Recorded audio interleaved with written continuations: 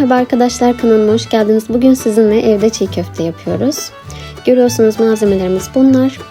4 su bardağı kadar esmer köftelik bulgurumuzun üzerine 4 su bardağı kadar yine kaynar su koyuyoruz. Kısaca söylemek gerekirse 1 bardak bulgur için 1 bardak sıcak su şeklinde bir ölçüm yapıyoruz. İkinciyi ekledik şu an. Üçüncü bardağımızı da ekledik. Ve de son bardak. Bundan sonra demlenmeye bırakıyoruz bulgurumuzu.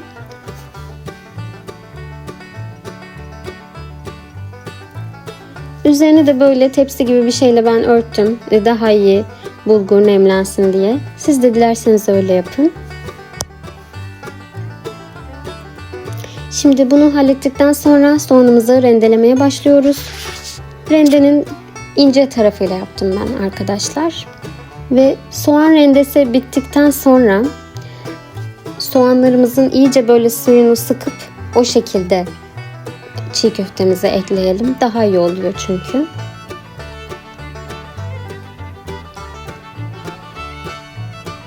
Ve de suyunu sıkıp getirdim. Şimdi üzerine açtığımız bulgurun iyice böyle kepçeyle şöyle bir alt üst yapacağım. Karıştırıyorum.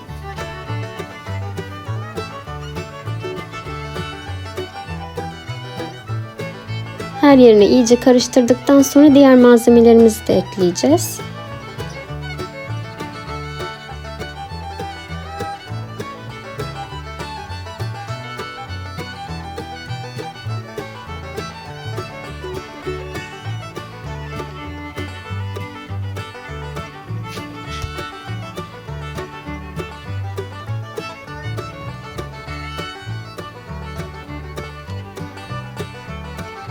Bir de bulgurumuzu iyice karıştırdıktan sonra 4 yemek kaşığı kadar isotumuzu bulgurumuzun içine ekliyoruz.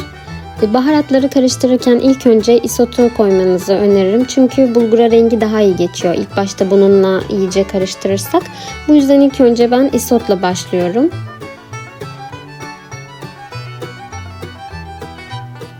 Bu işlemi yaparken de kepçe kullandım arkadaşlar. Çünkü üzerini kapattığımız için bulgurumuz sıcak, elimizi yakabilir. O yüzden size de bu şekilde kepçe gibi bir şeyle yapmanızı tavsiye ederim.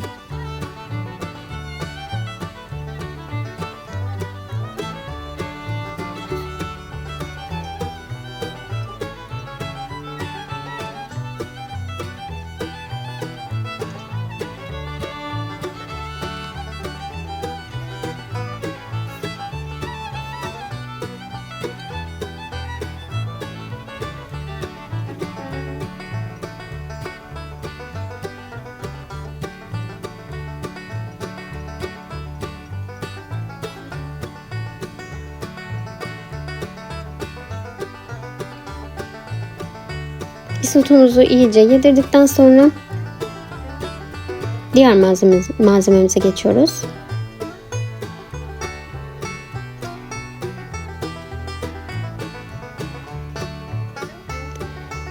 Soğanlarımızı da ekledik içine.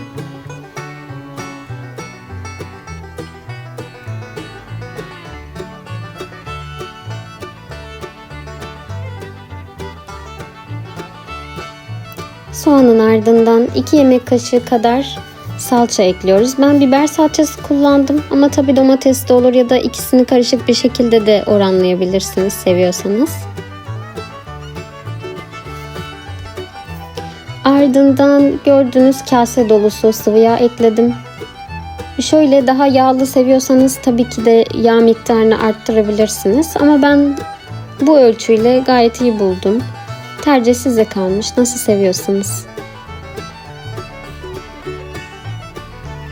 Salçamız iyice böyle her yerine yedirene kadar karıştırıyoruz.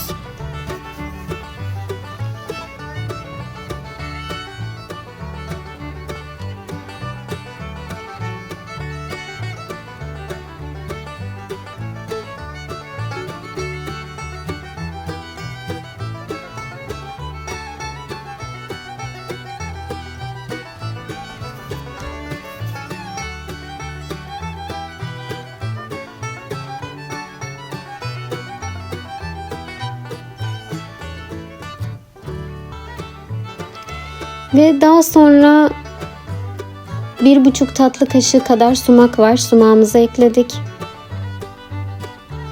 1 tatlı kaşığı kadar kimyonumuz var.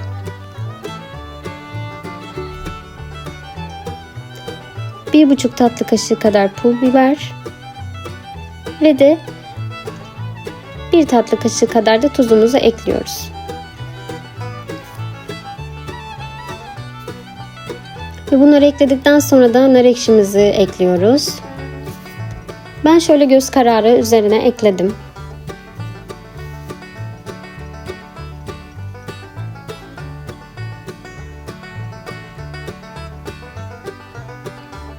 Yoğurduktan sonra zaten hani tadına bakıp daha az buluyorsanız daha fazla da ekleyebilirsiniz.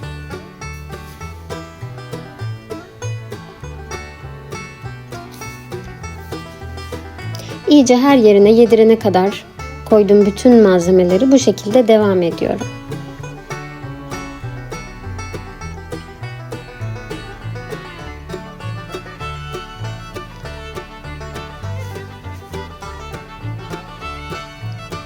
Tepsinin bütün köşelerine eşit ulaşsın diye bu şekilde ben çevire çevire yapmayı tercih ettim.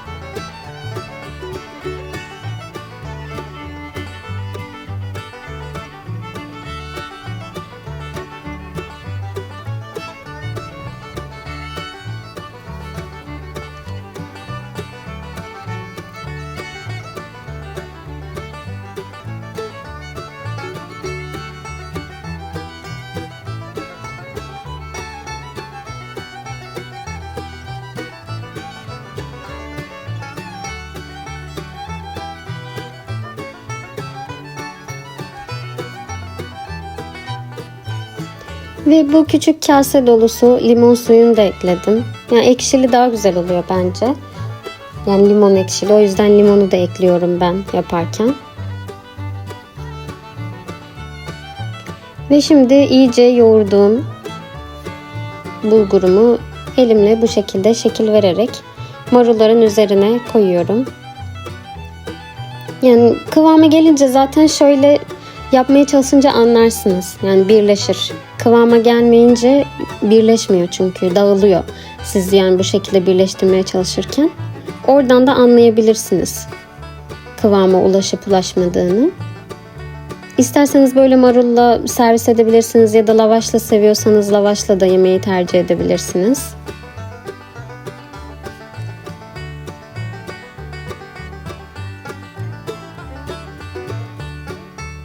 Ya da servis ederken işte üzerine yine bir nar ekşisi gezdirebilirsiniz. Öyle daha lezzetli oluyor.